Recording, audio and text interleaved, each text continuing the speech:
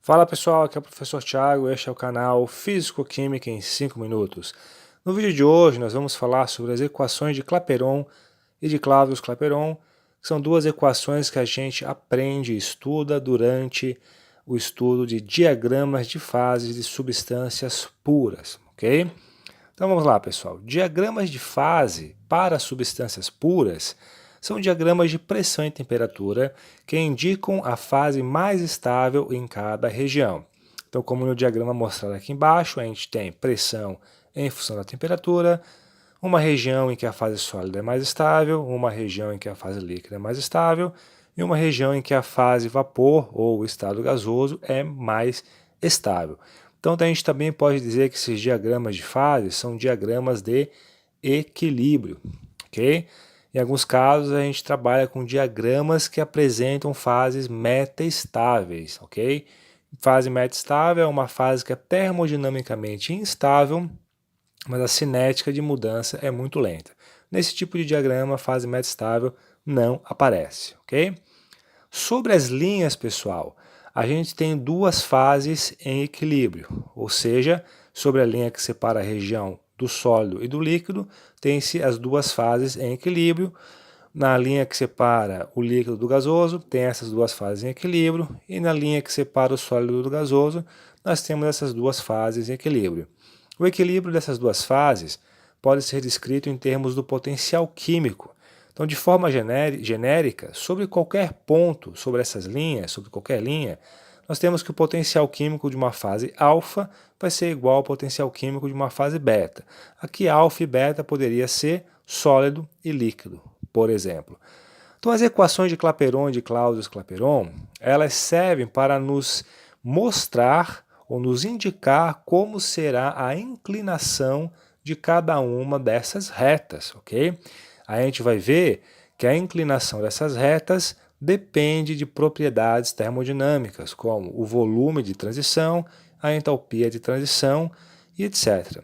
Então vamos começar analisando a linha que separa a fase sólida ou a região de estabilidade do estado sólido da região de estabilidade do estado líquido, que está mostrado aqui ampliado nesse outro slide, ok? Vamos considerar, pessoal, dois pontos sobre essa linha que estejam infinitesimalmente separados.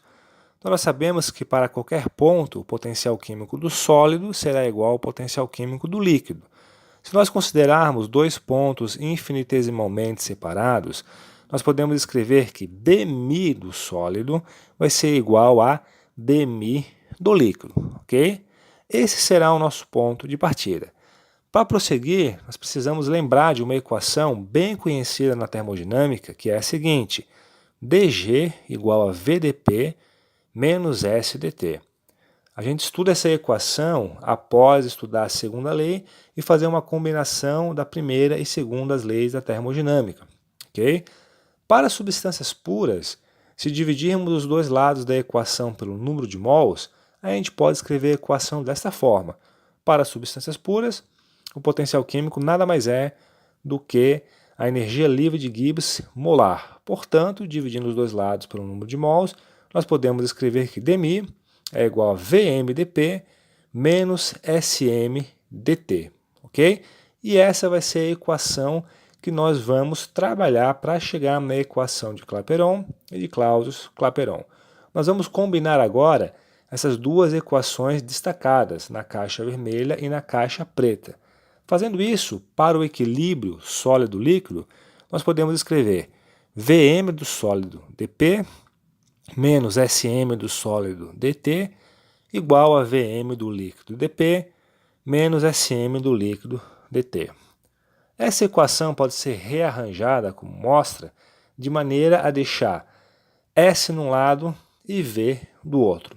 Nos dois lados eu coloquei aqui a propriedade do estado líquido menos a propriedade do estado sólido, ok? S molar do líquido menos S molar do sólido, cada um multiplicando dt, Vm do líquido menos Vm do sólido. Colocando dt e dp em evidência, nós chegamos nesse formato que nos mostra uma coisa bem interessante. Essa diferença SL menos SS, nós podemos dizer que é o ΔS de fusão. visto que ΔS de fusão nada mais é do que a entropia molar do sólido, do líquido, melhor dizendo, menos a entropia molar do sólido, enquanto que o V molar do líquido menos o V molar do sólido vai nos dar o ΔV de fusão. Logo, a equação pode ser escrita da seguinte forma: ΔS de fusão, representada aqui pelo subscrito Fus, dt, é igual a ΔV de fusão dP, que pode ser rearranjado para esta forma, que nos dá a equação de Clapeyron. Alguns livros chamam de equação de Clapeyron a forma da equação substituindo ΔS por ΔH sobre T. Mas muitos livros também apontam que já nesse formato a gente chama essa equação de Clapeyron. Por que essa equação é importante? dP dt é exatamente a inclinação da curva num gráfico de P por T, que é exatamente o que nós temos nos diagramas de fase de substâncias puras, ok? Então, essa equação ela vai determinar o coeficiente angular das curvas de equilíbrio dos diagramas de fase. Esse é um ponto bem importante. E nós podemos analisar em mais detalhes. Então, veja bem, ΔS de fusão é sempre positivo, ok? Para você fundir a substância, você vai precisar fornecer calor para ela. Enquanto que o ΔV de fusão pode ser positivo ou negativo, ok? Portanto, vai ser o sinal de ΔV que vai definir a inclinação da curva sólido e líquido, ok? Nos outros casos, no equilíbrio, por exemplo, de sublimação e de vaporização, a gente tem que o ΔV também é sempre positivo, mas no caso do sólido líquido, ele pode ser negativo. Então, nesse caso mostrado aqui, ó, nós temos que o ΔV de fusão ele é positivo.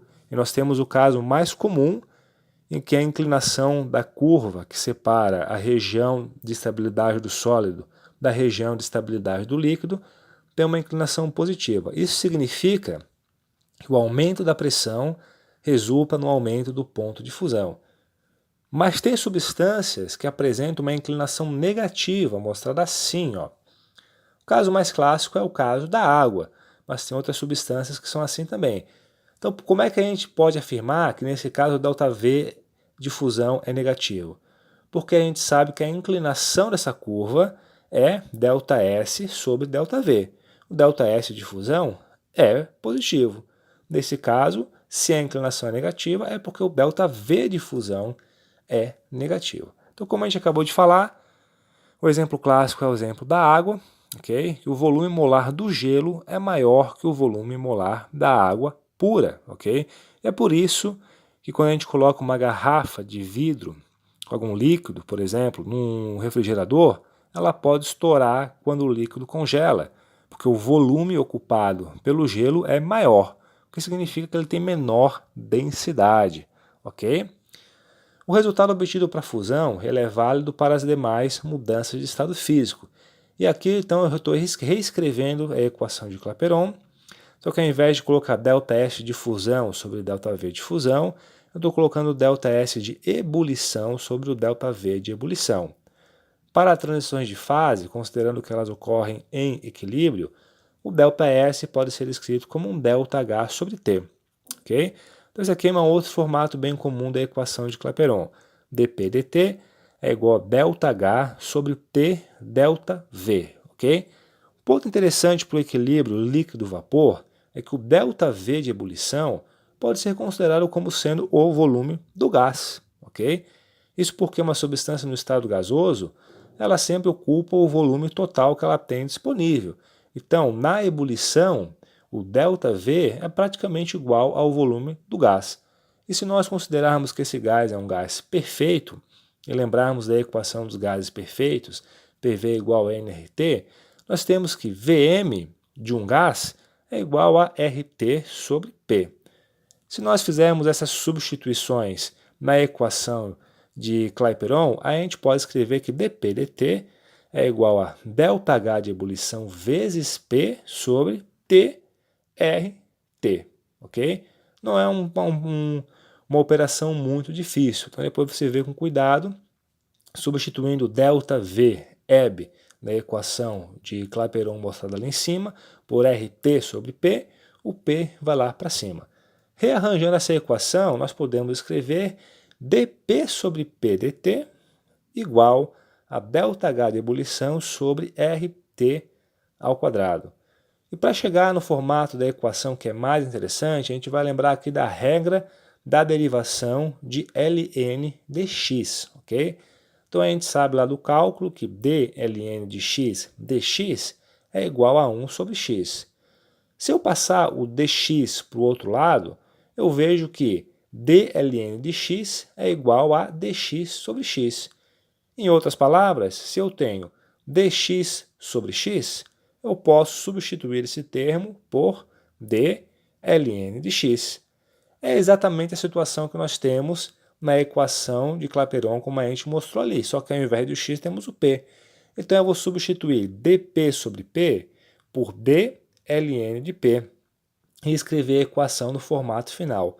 dln de p dt é igual a ΔH de ebulição sobre RT ao quadrado. E essa equação é chamada de equação de Clausius-Clapeyron. A grande utilidade dessa equação reside no fato de que, ao integrá-la, nós temos uma equação que mostra como varia a pressão de vapor com a temperatura, ou, se preferir, como varia o ponto de ebulição com a pressão, ok? Então, se você gostou desse vídeo, dê um like, se inscreva no canal, ative as notificações, clique no sininho e fique ligado nas novidades. Valeu, pessoal!